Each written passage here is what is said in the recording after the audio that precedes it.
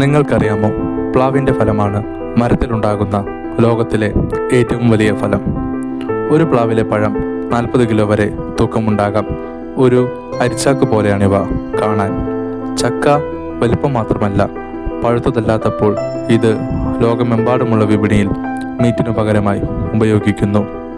ഇന്ത്യയാണ് ഏറ്റവും കൂടുതൽ ചക്ക ഉൽപ്പാദിപ്പിക്കുന്നത്.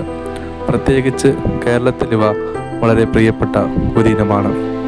ഫൈബർ, വിറ്റാമിൻ സി, ആൻറ്റി ഓക്സൈഡുകൾ എന്നിവ കൊണ്ട് സമ്പന്നമാണ്.